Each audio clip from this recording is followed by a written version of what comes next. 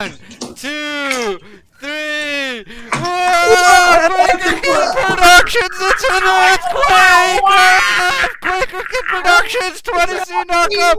Welcome, welcome. Yes, Hubert from Control Room, DJ Hubert in tonight with the Quaker Kid Productions 20 Scene Tube interview. Yes, this is what we do. This is how That's what we do. Yes, Yep. yes. How are you, buddy? I'm How are good. I'm good. Thank you so much for joining, Hubert. Oh, my pleasure. Thank you so much. And you know, it's great to be able to be here and chat with you. Ooh. Yeah. So like, still the earthquake is happening. no, the earthquake has stopped. The earthquake has stopped. It got the attention of my dog, which now my dog wants pets, and I'm like, oh fuck. Well, yeah. Awesome. No. Let's go. All right. So yeah, look. Essentially, for those viewers here who are just, you know, maybe some of Hubert's crowd or some people from the internet or whatever, and you haven't heard of 20scene.com, we are a culture media, print media, predominantly website that does a lot of interviews and videos, like a special YouTube series called 20 Scene Tube. This is all part of that. Excerpts from this interview will be in the 7th episode of 20 Scene Tube, all on YouTube. This interview itself, if you don't have time to watch till the very end, you can always watch it on YouTube when it's posted. I'll try to post it as quickly as possible. My name is Peanut It is the Butter. coolest one. This is the coolest one. Yes, this is the coolest one. It's the newest one, so it has to be the coolest one, I'm telling you. But like, let's go. Yes. Pen name Peanut Butter, your host, Hubert DJ Hubert K in the house. Yes, he is from Control Room. Now listen. Control Room is like one of my favorite spots in the city for music. You know what I'm saying? It's a DIY DJ spot where they can live stream and have sets with, you know, some people, you know, as well there. But you know, it's a room. You know what I'm saying? It's like and it's It is a room. broadcasted all over the world. It's amazing. They have a website. Hubert, what's the website? It's Control Room, CTRL ROOM.ca. Yes, perfect. And that like they do amazing stuff at Control Room. It's really cool in there. Like 20 Scene Tube, we're gonna be doing a little bit of a tour of Control Room and stuff like that. So you'll be able to see some of the neat little artwork and just, like, you know, stuff that's in there. It's just a very eclectic vibe, and Hubert's a very awesome dude. Like he holds it all together. He's the you know, the point man for that, and he runs it pretty much single-handedly. And Well, I run it with Ian Moore. Like, I have a partner. Yeah. Well, you know what? That brings us to our first question. Tell me about Control Room. How did it start? The inner mechanisms, everything that you want to say. So yeah, it's a really good question, because it evolved from multiple things. I personally was involved in multiple projects prior to Control Room. Where we started in 1998 with Technologics Radio, where we were broadcasting over the internet using modems, and we kind of progressed into like a DSL technology eventually with Beats.to. We had we basically used to rent. In 1998, we used to rent a place in Cherry Beach Studios, a little space on Sundays, and we managed to get a phone line installed, and we were basically broadcasting using telephone. And then it kind of progressed into kind of taking a break from it, but also continuing with the idea. We did some broadcasts in some clubs using telephone. Technology like just basic dial tone using modems. Some people might not remember that, or maybe were not born then. And then we progressed into DSL technology for broadcasting at 73 Bathurst. We had a studio there, and for good four years we were over there under the brand of Beats.to. So the brands were kind of like changing with time, you know, like, and it was not really anybody's choice. We're just kind of moving around, and Yeah, and people were like the technology changes. That's really cool to hear about, dude. Like, oh, it was changing. It was changing pretty rapidly. I was on the forefront working in technology and in telecommunications. So like anytime we were able to get a good deal on on technology from my company, we would basically jump on it and like provision that. And there was a lot of help that we were given from where I was working.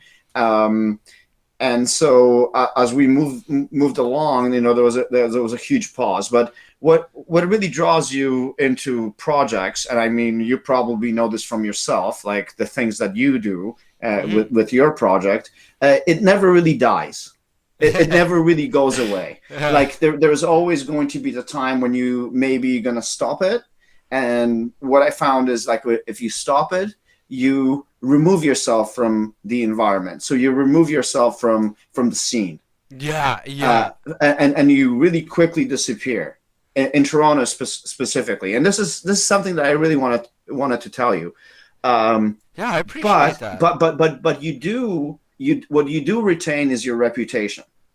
In my case, or in the case of working with different people. And I've been working with different people throughout these different projects, but a lot of some of them have remained as my best friends, and they're still music people. They've moved on, they have families, and so did I, and basically it became like a thing. Like, okay, can we do this again? Now we're that much older. We're like, let's say 10 years or 15 years older, and somebody has to lift that rock, right? Yeah.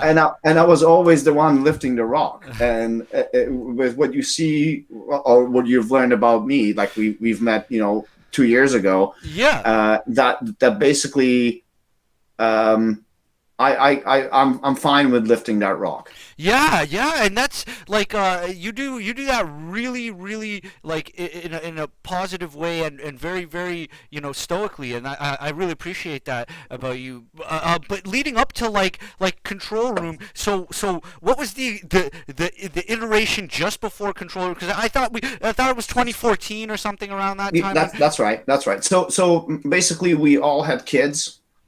Yeah. And we all had mortgages. Okay. And we were basically all stuck at home, and we're all like occasionally recording mixes. Prior to that, I was hanging out at a place called International Base Station, which was friends of mine basement on Wednesday that we basically recorded. Okay. They were playing predominantly drum and bass, and I was just showing up to play some house, some minimal techno and stuff.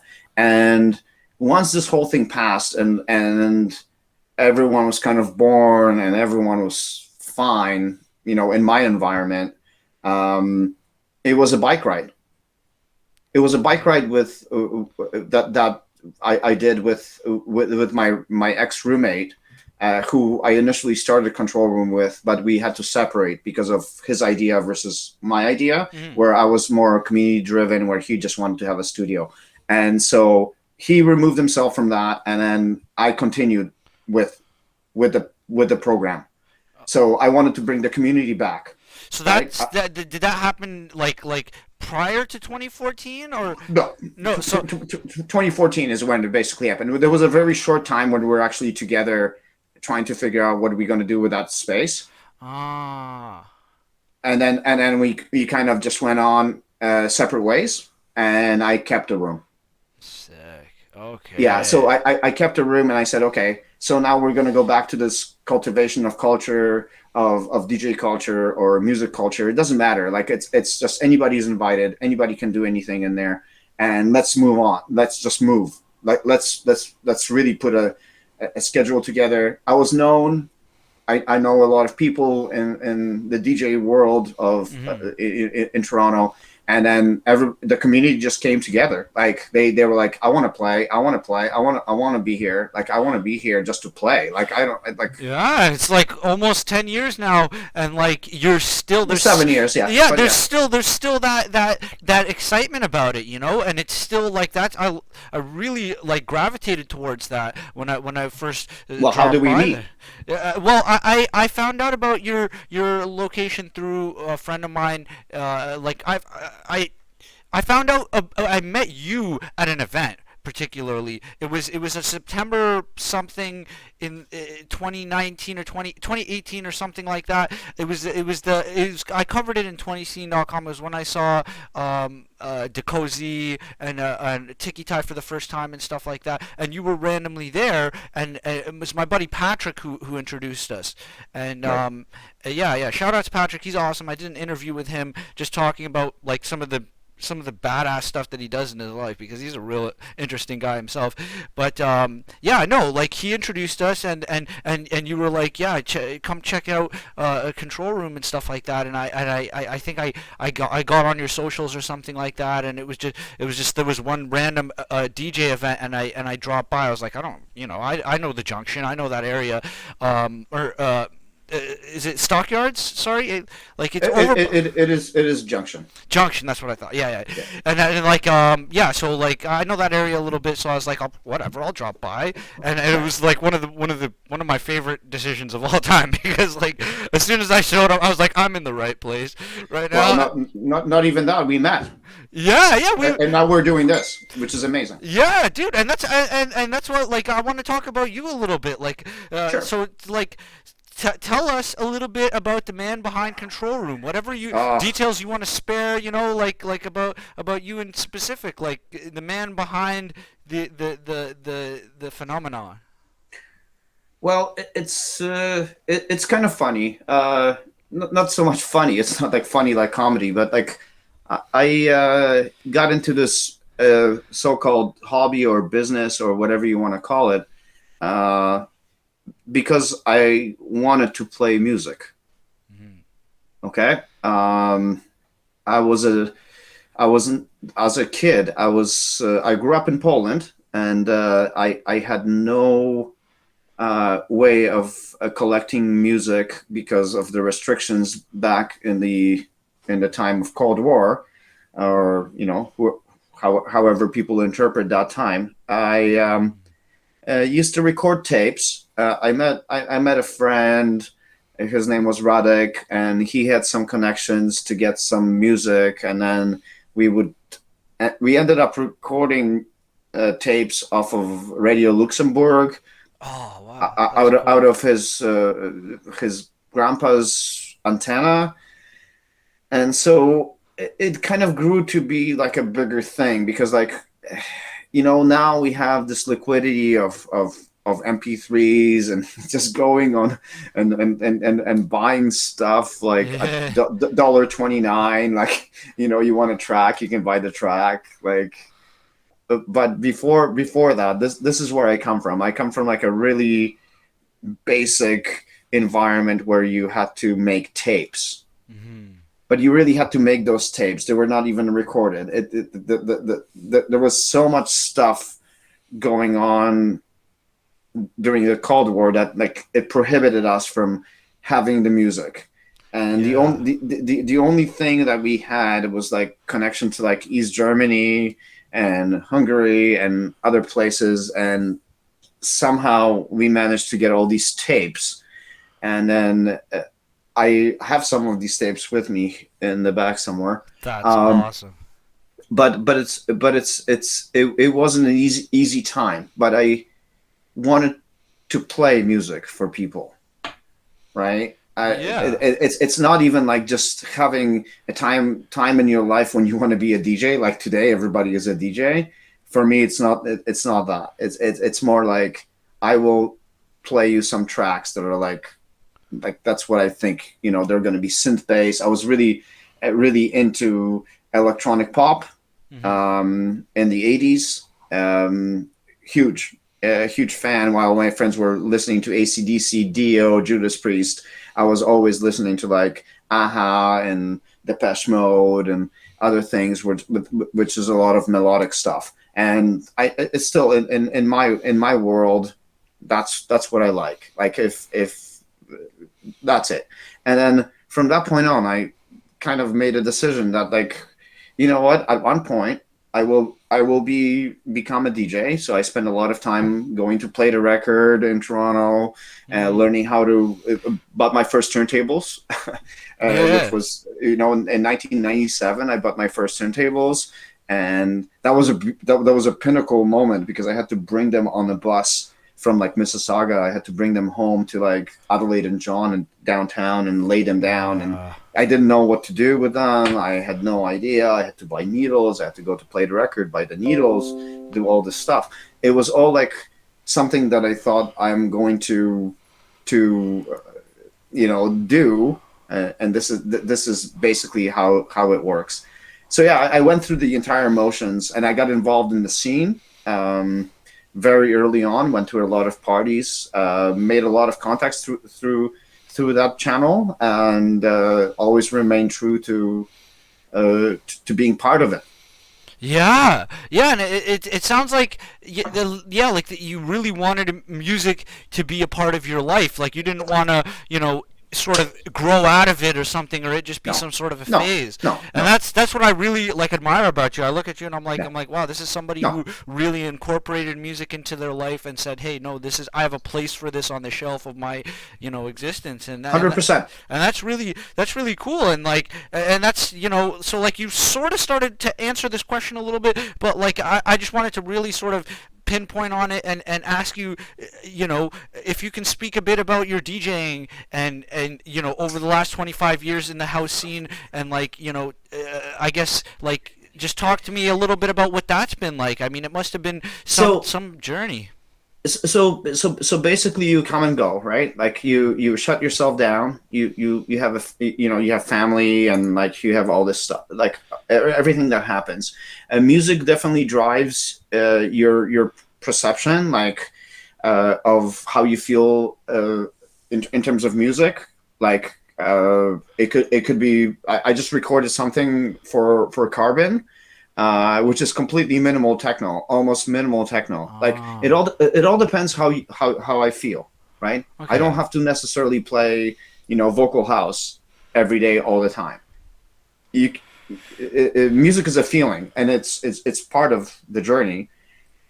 It's how you feel. Like sometimes you feel happy, you might be playing the uplifting tracks, and sometimes you feel sad, you might be playing something a little bit more, subdued, and like maybe something that's a little bit less has a bit of less energy, because you have to deal with it.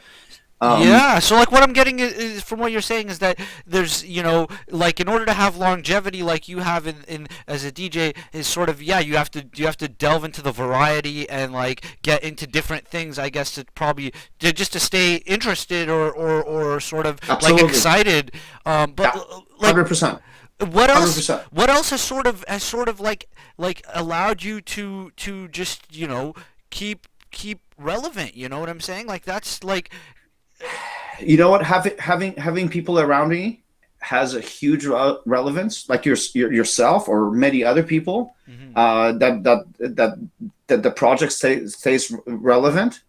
That I think people are receptive to it, and I'm just like an executive producer, right, sitting in the back, right? But we've seen so many different situations at Control Room. Like we've had weekly parties, we had monthly parties, we had not so much parties, it's more like gatherings, like people that are like so light-minded and like-minded that are basically just coming in to have a good time. Because as you know, the space is really limited. Yeah. And it's all about the vibe, right? And it's all about how you come in and how you leave, right? And we provide the sound, we provide the vibe, and they do their own thing. So people come in and basically do their own thing for their own reasons, and that's more or less what I want to do for them, right? Yeah. So like, I guess community then. Big part of it. It's a huge thing. Like and people come and go. Like you can never hold anybody saying, "Oh, how come you didn't do this or that a control room. I can't. Like no, that's not how it works. You come in, you people come and go. Yeah, I, and that's like I think you've like in the last like from what I've seen 2 years just chilling with you here and there and stuff like that. You don't seem to let that shake you. That like and you seem to have found like a good balance, which I I respect a lot. Like you know what? I'm very grateful for the support of Toronto, like underground community, whatever you want to call it. That's all. That's it. yeah. I don't really go beyond that. Like Well, yeah, like I mean, in the spirit of gratefulness and stuff like that, and appreciation, let's talk a little bit about some of your influences. Any shout outs you want to make, like to fellow DJs or anything like that? well, I have few. Definitely from my own experience. I mean, my kids are named uh, after the greatest DJs. So yeah, I have Glenn Underground, who's my younger son. Ah, Yeah, and Terrence Parker, who I actually brought for an event in 1999. That's cool. Terrence. That's my older son. Wow, that's awesome. But Yeah, like you were talking to like like you were into like Depeche Mode. Like, did you ever like dig like Kraftwerk or like other like what? and that's fine. That's fine. We all listen to work. They're great guys. Never met them. I wish I did, but um, yeah, Depeche Mode for sure. I've been to their concert in Toronto. Like it's amazing. I mean, influenced by the synthesizer side Yeah, of the business, and the vocals, and Martin writes some really nice music. I gotta say, and yeah. Aha was one of my favorite. Aha was probably the music that I grew up with as a teenager, like as a young teenager. Yeah, like And then there is all other bands, like probably the ones you don't know, which would be like CC Catch, Modern Talking. Those are yeah. German bands that Yes, thank you. This is what I'm digging for. yeah, Yes. like Bad Boys Blue, like the stuff that people would be like, what are you talking about? And like even my wife's like, we can't listen to this at home. Like it's €2. Like No, but this is it's like Italo disco stuff, man. Like it's just crazy sound. It's so soft, but it's incredibly cheesy, and it's got an incredible programmatic sound. Like the songwriting is on point, but it doesn't sound what we expect to hear, yeah. especially now. See, especially, this is an especially awful now. this is an awful question, by the way. I really because you are No, but like you that's fine. look at your record collection. Look at your record collection back there. Oh, There's so okay, many records. There's so I should have known better, but I got what I really that's wanted, fine. which That's is fine. like because I like to Yeah. like draw out some names and Yeah, like it's you know it's what I'm it's saying. it's it's a different world, man. It's a different world. And if you want to talk to about record collection, I can invite you to like Ted Denson's uh, garage in Parkdale, and you'll lose your shit. One of my partners at Technologics Radio is Ted Denson, who created hip hop karaoke.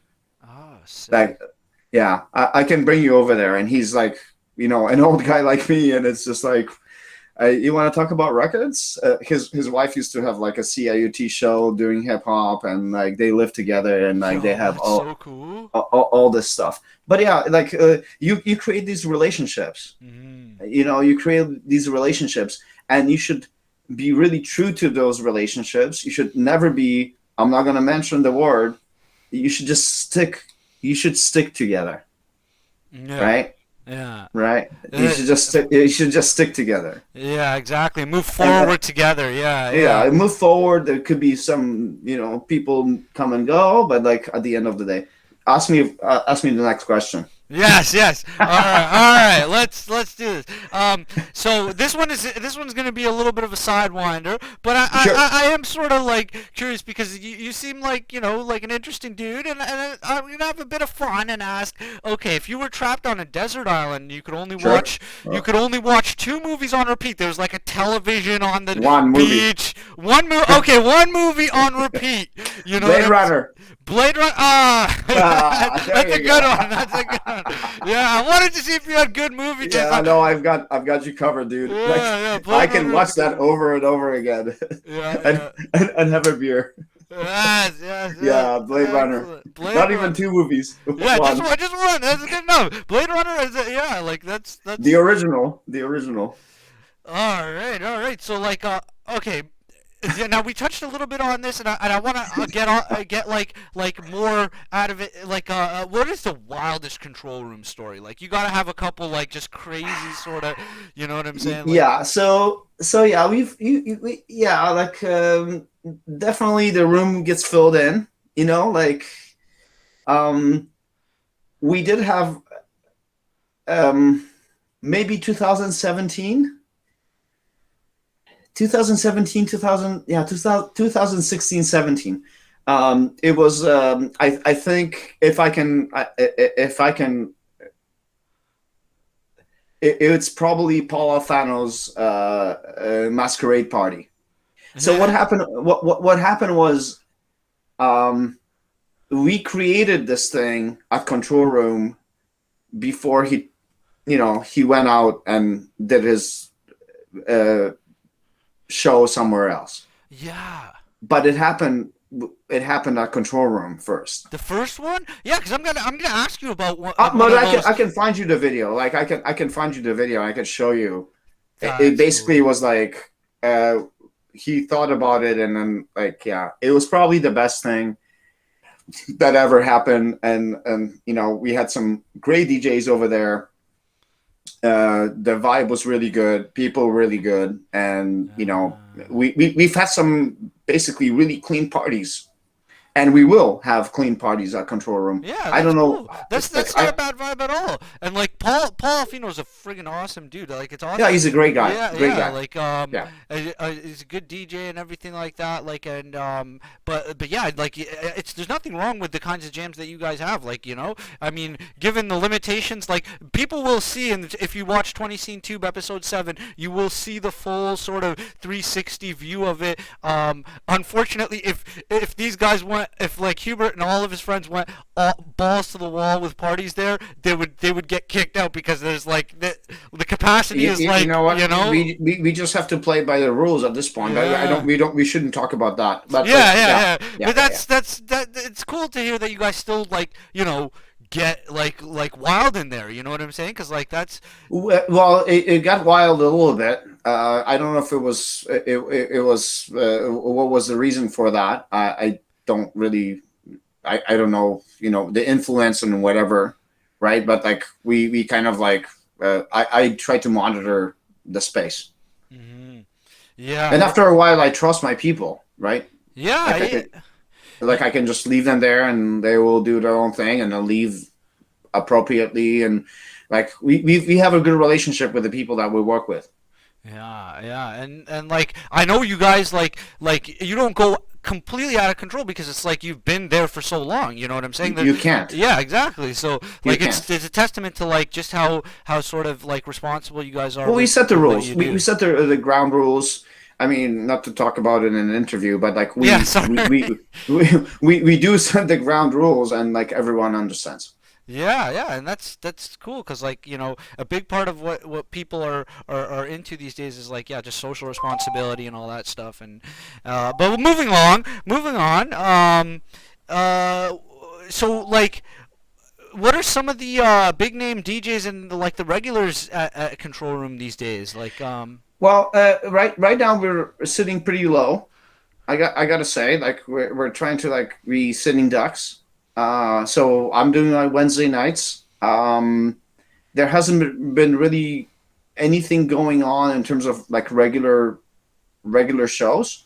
Yeah. But in the past, of course, we've had a number of monthly shows, and people are kind of trying to figure out like what's going to happen next, right? Yeah. Well, So that's understandable. and right now it's summertime as well, because winter hits, once it gets colder, people will be coming back. Yeah. We've had Ancelade play. We had Beats United Radio did 127 shows before they cut out, which was like 3 years worth of shows. Everybody has kind of moved on to the home platform, like doing stuff at home. Mm. And so everything kind of changed, but the room still exists. So if anybody Yeah. wants to rent it, they can rent it. They can play there. Like sound is all set up, equipment is there. So I expected that anyway. It's just a COVID thing, I guess. Yeah, it's a tough time. It's a tough time for sure. Um, but yeah, like now, as I explained at the beginning, there was 20, Right. 20 scene, the music editorial. If you don't know what it is, it's a basically 8.5 by 11, full scap piece of paper folded in half. Yeah, Like, no, yeah, I have them. I have them here. yeah, I've given you a volume 3, I Well, no, believe, or I something collect this like. stuff, man. Yeah, yeah, Yeah, I they're, have they're, it. I they're have pretty it. cool. But I like them at least, but like essentially, this is music editorials where I used to go around and like document like events and shows and stuff like And that. you should, And and so you should, yeah, because this stuff lives. It's whatever you're doing. Just so you know, it lives. yes. It lives, right? It lives in my house. It lives in other people's homes, Yeah, man, that's right? cool. Just thinking about that. Yeah, no, it lives. It lives in people's homes. And, like they will smoke a joint and they will look at that And thing just and, laugh and just be yeah, like, this just is, because it's there. Like they're yeah. like, oh, I have nothing else to do. Netflix is broken. Like we're like, oh, cool. Like what is this, right? And I Yeah. tell you, no, but it lives. And what you're doing? Don't get too uncomfortable. It's the truth. It lives. I'm gonna keep going on for people like you. Like that's what It, I it, love that it lives. No, enthusiasm. no, no, no. And, That's the only reason why. Why would I even take your stuff, man? Like, come on. but Anyway, that's what I wanted to talk to you. Like ask me more questions. I've covered Control Room there before with the DJ D Nixon. And I wanted to ask you. Like I've covered Detroit Trickster in Volume Well, you 3. just saw him. Yeah, yeah, I saw him. He played Wednesday. That was awesome, by the way. Amazing. There's a video on my Instagram at Quaker Kid Productions. Just if you want to go and see on the Instagram TV, just a little bit of that. But yeah, like my question was, yeah, Detroit Trickster is someone who's been in the electronic music scene for about as long as you, and it's so like. What do you think about, because he's an American guy, you know what I'm saying? Like, what do you think about international DJs like him and D Nixon International as well? Like, what do you think of these? Anybody's welcome, right? Yeah, and that must be exciting, like having those like No, people from all over the world. yeah, you know what? I've had Dean Dixon. He came. He's actually Canadian, but Oh, I thought yeah, he was from yeah. He Indonesia. just lives in Bali. He just lives in Bali. But yeah, we did all those shows when he was here for his mom. Like yeah, there's stuff, but yeah, like anybody's welcome. On Salade played at Control Room. Wow. Like, what's? Could you tell me a bit about that, DJ? Yeah, that was part of the Beats United Radio, Oh. and yeah, there was like he came, he had a show, and then he came to play, as a secondary venue, kind of like let me play. Where's Beach Um, United Radio Central in? what? What? Beats United Radio is from Toronto. Oh, okay, so but then that specific DJ was from overseas. Yeah, he was just invited. So Beats United Radio somehow hooked up with him and like got him connected with a Sunday show. Yeah, like I like that you do that, like, you know what I'm saying? It's just It this does it. it's a cool, like, to the thought of that you guys stream out of this room, and you'll get international DJs to stream internationally and stuff like that, and You like know what? that's like really like a big part of what I do, because I like. It's anybody is invited. Yeah, right? And as long as we have the time and the time slot to bring them in, we'll bring them in. yeah, And sometimes it takes the promoter to reach out to me saying, "Can I do this on this date?" And I think in Toronto, I gotta say, it's a very difficult thing because everybody has kind of priorities. I'm not gonna call it an ego, but I did. yeah. And so what happens is like if they want to play after their gig somewhere else, that's what I was hoping for. That's where you step That, in. that Yeah. yeah, that's basically saying, oh, Sunday, yeah, well, yeah, we can play on Sunday. And that's like that, but that's what I'm saying is like I like the fact that like because for instance in volume 3 with Detroit Trickster I covered a whole bunch of foreign DJ or not DJs musicians and DJs obviously but like it was just really cool to see that like Toronto attracts like a real sort of international vibe. Like there was like Japanese bands and like other stuff like that have been featured in 20 scene and stuff like that. It's that's what, and I really like that about like being able to like reach those audiences with your website and stuff like that. Oh no, for sure. Like it's right now it's a little bit tough because not Yeah. too many people are coming in. But like after hopefully after next year, we might be able to maybe bring more excitement into Toronto, like as a micro like underground, like doing something smaller out of and maybe do some outdoor events, which I think is where I think we're going to be going. Yeah, yeah. Well, on to the next question. Like in 20 scene Go ahead. volume 4, this brings us back to Paul Alfino and stuff like that. There was the Masquerade event at Club Lune. I think it was on Yeah, College Street there. yeah, yeah, yeah, yeah, yeah. And yeah, I saw a few cool DJs there that incidentally were at Control Room. Yeah, Um, they were all out of control. yeah, yeah, Saliva Commandos, CHICO-U, like Yeah. pretty much everybody there, and I thought that was really like awesome that like what are your thoughts on just like But you know what? the You know what? community? It is an incredible thing because like everybody can go and do their own thing, and whichever this was started, whichever this was done, I take no credit in it.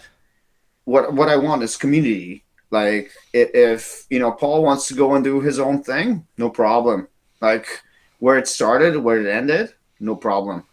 I am very neutral to how it works because in my mind, it's done, Yeah, right? Like it's not me. It's not like I don't care what his production feels like, whether they did it, whether I did it. I I personally don't really care. I'm a super neutral guy. Like I just let people cultivate their art. Yeah, and that's what I really like about the house music community and stuff like that. I've sort of become adopted into in my own way. Like I just really love that you guys are like you recognize each other. No, You people recognize each other. collaborate. You know what I'm saying? Like you're very like Well, so some people do, some people don't. But yeah. From my point of view, I do recognize everybody. yeah, and that's control Control room is room great. recognizes everybody. I just want to. I just want to state that. Yeah, thank you. Yeah. Well, yeah. What is it? So, what is it like running a successful DIY non-for-profit? Like, is there any advice that you have for people out there who find themselves in the same situation? Yeah. Well, okay. So it's basically like support. Like if you want to support like a project like mine, support the project. I don't know. Like it's as simple as that. Yeah, Right? for I sure. don't. I'm not going to go out there making you buy a T-shirt. I really don't. Like, you want to buy a T-shirt, buy a T-shirt. But I don't want you. I'm not going to push you into getting any kind of support unless you actually want to do it. yourself. Yeah. So support, and if you're true to the music, if you're true to the community, then I support. I buy all this stuff like from Yeah. other people. Like Yeah. that's all you have to do.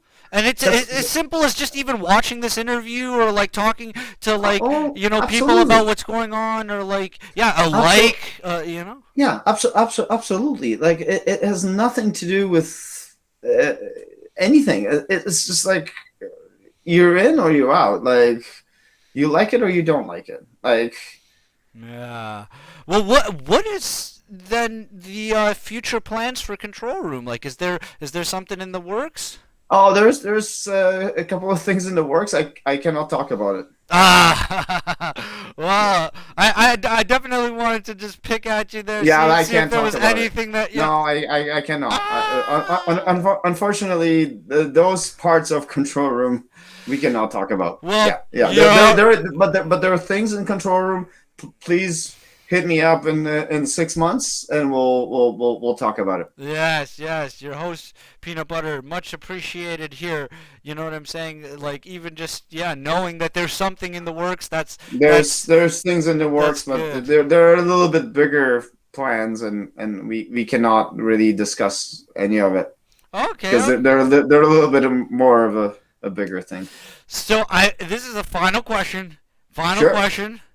Okay. Well, You're, look at your sweatpants, eh? yes, Like, I oh, you got. Hi, Mr. Secord. I used to make fun of my music teacher back in the day for having armpit sweats, but no, I did. The You're truth is, going to sing after I this interview. You're gonna have to sing for me. I turned off the air conditioner so that it wouldn't make background noise. Okay. Moving on, your boy Peanut Butter, I the cannot host. believe I'm having so much fun through this interview. Me It's too, me stupid. too. But okay, Okay. your boy Peanut Butter, the host. You know what I'm saying? Pen name Peanut Butter, writer of 20 What's the scene. last question? The question is, what advice do you have for me for QKP? I've asked this to some people before. What? You know what? Don't push it, don't fight it. Let it happen naturally. You're doing it, and it's freaking amazing, man. Like I have had so much fun doing this interview with you. I have not done any interviews with anybody because Look, no one really wants to interview a Polish skinny guy, right? Like, dude, you are a hidden gem of Toronto music. Like you no, really are. Like but it's just thank you for giving me this opportunity, dude. Like you have no idea. This is Monday. It's Monday. I'm in my freaking basement, and like we're yelling and screaming, and, like talking to each other. It's which is incredible. Like yeah. I will never forget this. Ever forget this in my life. Well, And next time I see you, I'm gonna hug you. thank you. That's because you're a great guy, and I want to thank you too for being here because couldn't have done this without you. I You know. cannot. I am blown away by this interview, man. Like the fact that we're like that we're like oh hey. Yeah, we're just having fun. We're just, it's just a nice little conversation. So awesome, man. The last person I asked this question to, his advice was take the sound files from these videos and put them onto like streaming or what do you call it, like podcast services. But the thing is, I don't know how to separate audio files from video files without uploading. Oh, we can work on that. Yeah, show me how to do that. You would know. I will know. show you how to do that in a second, man. Yeah, that would be cool because then I'll upload Yeah. these on podcasts and people can listen to them while they're running. Oh man, endurance biking. it's fun. It's fun, and let's get that done. I'll help you. That's cool. Awesome, dude. Yeah. So again, thanks for being here. Control Room, everybody, controlroom.ca.